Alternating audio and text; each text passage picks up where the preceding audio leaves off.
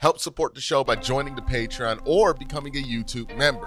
Also, hit that like button and subscribe if you want more Browns-focused content. So last week, Colin Cowherd had on Tom Brady, and the two had a very interesting and very well talked about segment where Tom Brady discussed quarterback development. And I think this conversation is interesting, right? We're going to get into it and we're going to react to this video in a little bit. But my initial thoughts when I first heard this segment and heard people talking about it is there's a lot going on, I think, wrong with quarterback development these days, with college and youth players and everything else. I think that there are some steps that are being skipped in the pursuit of college coaches feeling pressure to win and putting the priority on winning games more than development. I think that's not only hit the quarterback position, but it's hit almost every other position in football. And you can really see it when we look at the skill-dominated positions, right? And when I say skill-dominated positions, not simply talking about skill players, but I'm talking about positions where there's a lot of development needed for that player to play at a pro level. Think about offensive line, right? Defensive line, quarterback, all of these other things have had a big impact on development because of how college football operates and how college football's operation has kind of leaked in to the NFL. Tom Brady had an interesting take on it. I can't wait to discuss that with you guys. But before I get to that video, I want to thank my sponsor for today, Sleeper. Sleeper is the #1 fantasy sports app. It pays to know sports. Pick more or less on top players. Your first pick is on us, so start winning now.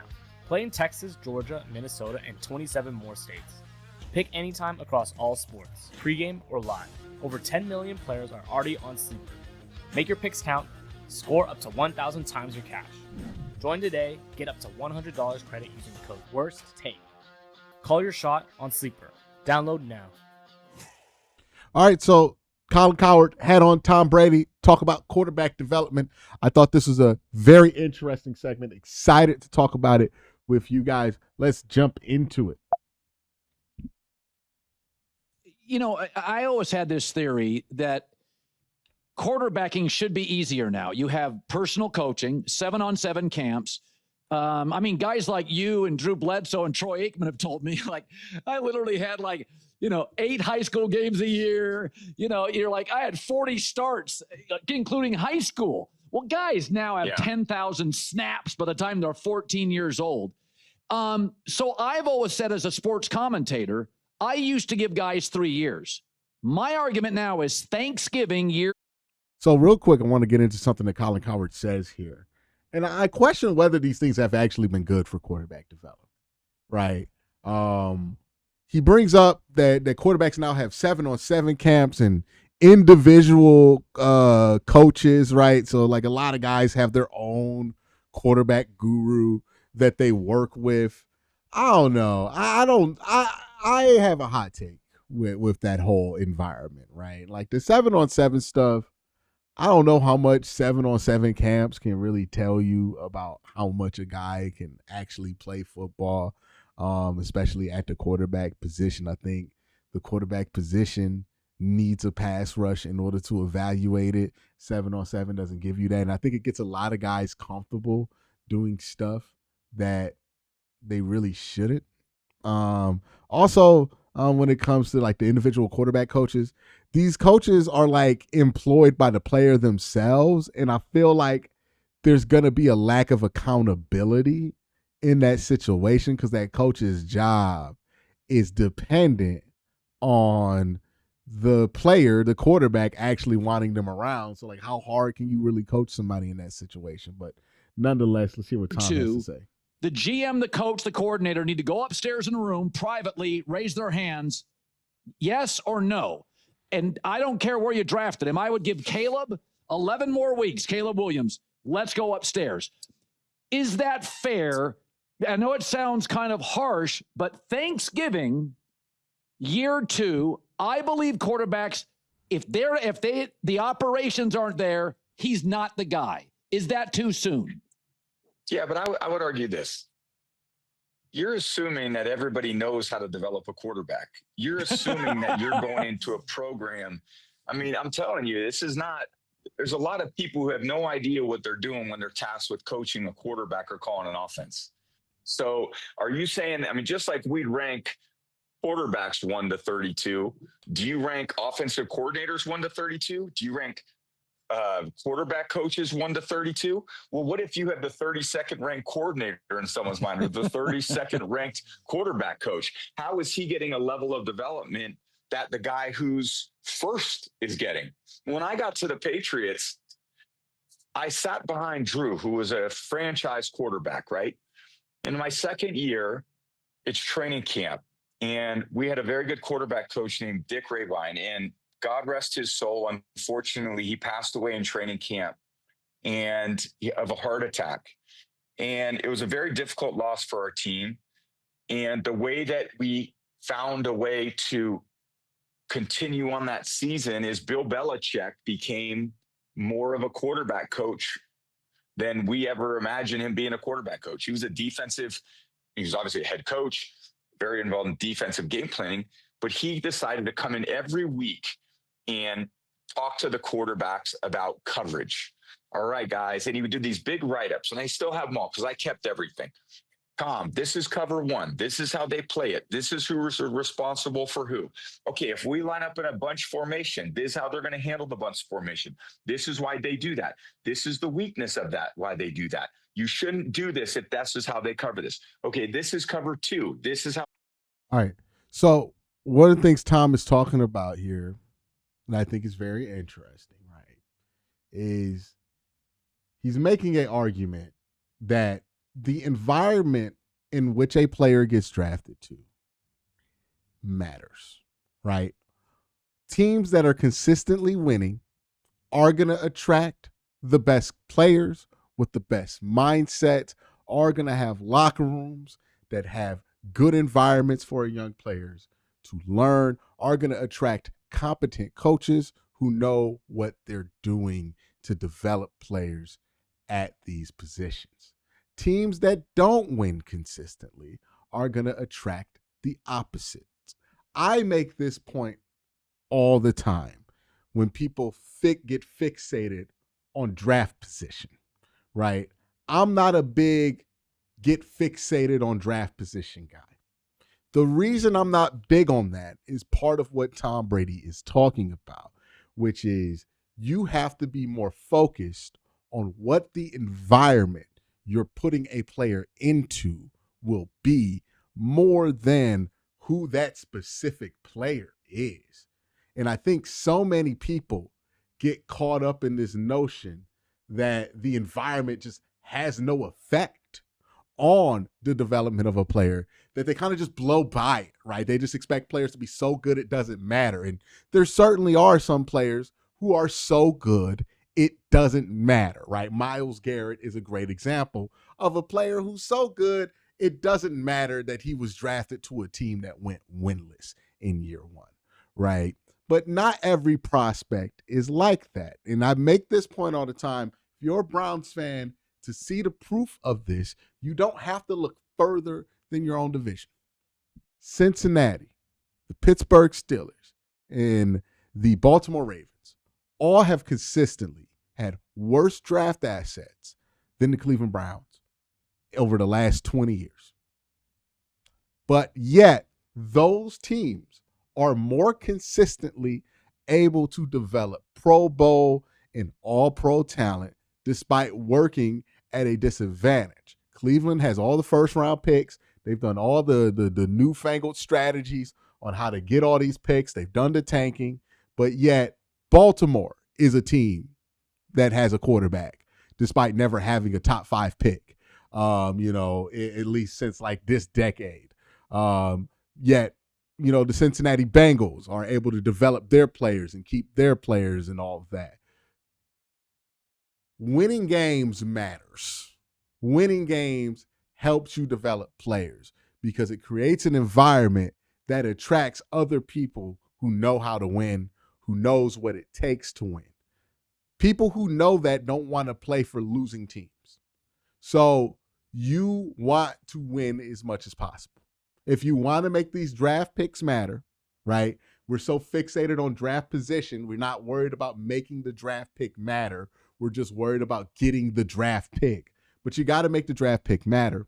And when you're constantly drafting in the top 10 and wondering, why aren't we developing players? You're clearly getting good prospects to develop. The problem is that you have no environment for that player to thrive. There's no plan for that player to thrive. Look at an interesting situation developing right now. Now, we'll see how this goes for the rest of the season. But right now, the Browns, who traded back to 5 to get Mason Graham, and they traded with the Jacksonville Jaguars, they got Travis Hunter. Yeah, this isn't even a quarterback situation. But look at it like this. When you watch the Browns with Mason Graham, it is clear that the Browns have a plan for Mason Graham's development and that they have a plan for how they're going to use him going forward. When you watch the Jacksonville Jaguars and Travis Hunter, it's kind of mind-blowing 2 weeks in that there's not really that much of a plan there for a player that they spent a lot of assets to go get. There's a right way to do things. There's a wrong way to do things. If you're just worried about the player, if you're just worried about the pick itself, you're going to miss a lot of things that make it hard for you to develop that draft pick. That's something I think people miss. And I think Tom hit on that note beautifully. He's talking about his time in New England. He had a quarterback that knew what it takes to be a starting quarterback in that room already that could help him out, right? Bill Belichick was teaching him about coverages and giving him everything that he could know there, right? Like, it wasn't just, let's just throw this rookie out there. Let's just put this guy in an environment and see if he thrives. Too many people look at it that way. You got to think about the environment that you're putting a player in to succeed. And I think that gets overlooked. They cover. They play 2 variations of cover 2. When they're in this variation, this is what they're trying to stop. When they're in this variation, this is what they're trying to stop. Okay, this is cover 4. This is how this team uniquely plays cover 4. We shouldn't line up in this formation to try to run this concept. For 1 year, for actually more years beyond that, that's how I developed and learned, oh shit, defense calls a certain play. This is how we can put them in this formation and they can back the coverage off and I'll have a short throw underneath. Oh, great. I love that. Let's do that. Nobody's getting that type of development. So I learned from an offensive standpoint, watching Drew and having very good offensive coaches. Then I had a defensive coach, the best one of all time, teach me how to read defenses. Then I would go out and meet with player personnel people, who are very talented. Okay, we'd go through the entire defensive lineup. Okay, these are all the things that this defense does. This is what this player does well. This player does well. This player does well. That's development. You're giving people knowledge and information that you could take to the field so that you could play with confidence and anticipation, and that would free you up to play a very aggressive style of football. So I'm saying, what if you're a quarterback and you go to a system and they don't teach you coverage? They don't teach you cover 1. They don't teach you cover 2. They don't teach you cover 4. They don't have personnel meetings. They give you an offensive game plan and they go, all right, buddy, here you go. Figure it out. And after Thanksgiving of your second year, they're going, man, this guy just can't play anymore. He stinks. He can't read coverage. It's like, dude, what did you teach him anything? Did you groom him? Did you spend time after practice? Did you work on the physical parts of his game? Did you work on his throwing mechanics? Did you work on his drops? Did you work on the mental parts of the game? Did you understand how to help him study film better? So all these aspects, physical part about football, the physical part is one aspect. So another thing he gets into that I agree with here is this notion and this expectation I think a lot of fans have, and maybe even some teams have, that they aren't supposed to do the work to fix their quarterback problem, right? Right now, Cleveland, right now, we have a quarterback problem. And when I hear fans talk about it, when I hear media talk about it, when I hear people talk about it, it's always this assumption, this expectation that somebody has to arrive, that's going to solve our quarterback problem. And that's not how that's going to work, right? Most of the time, you don't simply solve your quarterback problem because some magical figure walks through the door and he's so good and so undeniable and he solves your problem, right? If you look back at the drafts in recent memory, there's a few guys who you can think of that were like that. Maybe Andrew Luck, Cam Newton, Joe Burrow, right? Guys who just kind of walked in, were ready from day one, knew what they needed to know. But those guys are very, very rare. And the opportunity to get those guys is very, very rare, right? We're talking about 1 out of 32 odds at the beginning of the season. So 3% odds to get that guy, even if in the rare chance that that guy's even available. These are numbers that you can't manipulate, no matter how hard you try. And the reality is, if you look around the league, to solve your quarterback problem, you have to develop your way out of it, right? Whether it be getting a quarterback who maybe didn't work out at his first stop and developing them into a starter, or whether that be, continuing to stick with somebody through some rough patches that you thought highly of enough to take them in the first round. You have to develop. You're not going to get handed a quarterback solution on a platter. This is what people are waiting for. It's just, oh, yeah, he's going to fix it. And then like Colin Cowherd, if he's not ready by Christmas Day or Thanksgiving in his second year, then screw him. That's a horrible way to go about it, right? If you thought highly enough of this guy's talent, like Caleb Williams, right? People thought highly enough of this guy's talent, his ability to throw the football, his ability to play the game of football, that he was a undoubted number one pick in his draft, right? Jaden Daniels was in that class. Drake May was in that class. He was the number one guy in that class. He was seen as the prize. That talent didn't go away. He's not old, right? He's just not been developed. He's had multiple coaches over the last couple of years. And then 2 games in to his run with the Bears, people are ready to throw him out with the bathwater. We're too impatient. We're way, way, way too impatient. People are ready to make declarations about quarterbacks after 1 week of watching them play. It's so stupid. You can't develop somebody when you're going to be this impatient. And nobody wants to do the work. Nobody wants their team to do the work. Everybody wants to reward impatience. Everybody wants to encourage impatience. But what Brady's telling you is that you got to be patient. You got to do the work. If you like a guy's talent enough to take him number 1 overall, then you like him enough to teach him what he needs to know to be successful. That you can't just draft somebody and hope they're going to be a savior at quarterback and not do shit and think it's going to work out. That's not how this is going to go. You can look at the top quarterbacks in the league right now. Most of those guys weren't number 1 overall picks. Most of those guys weren't even top 5 picks. They were guys with problems coming out of college that teams decided to develop. Yeah, he has this flaw. Let's work on it. Yeah, he doesn't read defenses well. Let's teach him. Too many times. I've seen this happen with college prospects, which is insane. Where like a college prospect will have a bad day, or it looks like he doesn't know how to do anything. People are like, I don't want to draft him. You got to teach him stuff. Like, what do you expect? You're going to have to teach a guy something if you want them to make the transition from college to the NFL.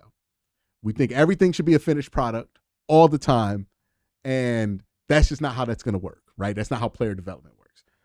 Let's continue. I got was 199th pick in the draft because so many people were focused on a physical skill. Tom Brady, too weak, couldn't stand in the pocket. If he gets hit, he's going to go down. Lacks a really strong arm. That was kind of bullshit. But what I really understood, the mental, emotional part. I could bring a consistent, competitive, winning attitude to the game every day, or to practice and the games every single week. Mentally, I could absorb information. You could give me, just like Belichick did, pages of notes, and I could process those things and then take them to the field and play with the anticipation. So what I lacked for maybe in a bit of physical development, I far exceeded a lot of other people in mental, emotional development. And that's a hard thing to evaluate. But I'd also say there's not many people who even know what to do. You know, Yeah. it's not like they're CEOs of businesses. A lot of times they're football coaches, with all due respect. They're not running large corporations. All right. So that's Tom's take on it. I agree with a lot of what Tom said there. I think we need patience when it comes to developing these quarterbacks. I think we need to really ask more questions about like how teams are going about it and what teams are really asking. Like when I see a team like the Colts, who look, they're 2-0 right now and things are going well for them.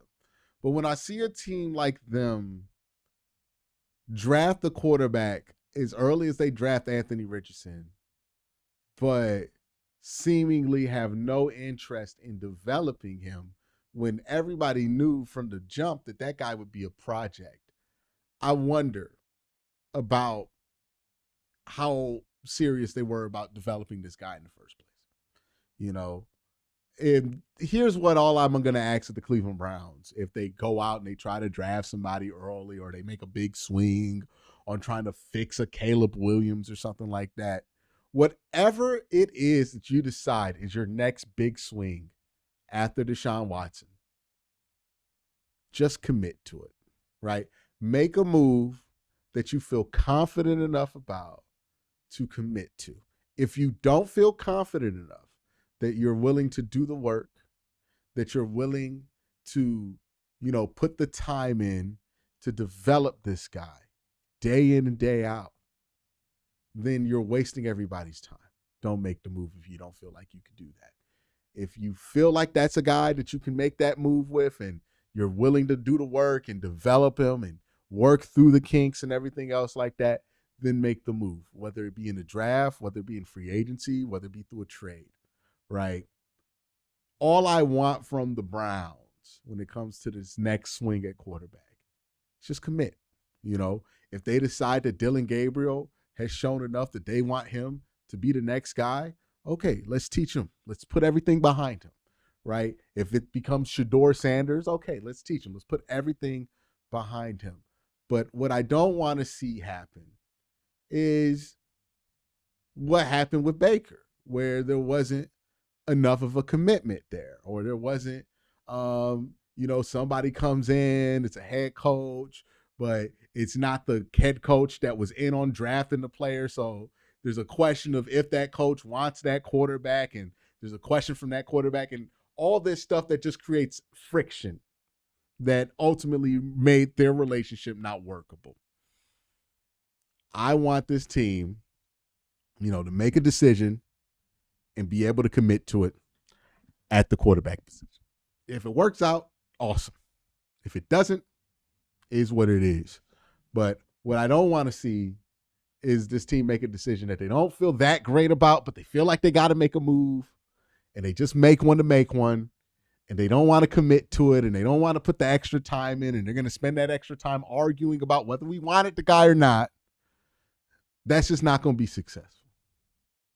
So that's where I'm at after hearing that conversation with Tom. Let me know where you're at on that. You guys have a great day. Have a better night. Peace.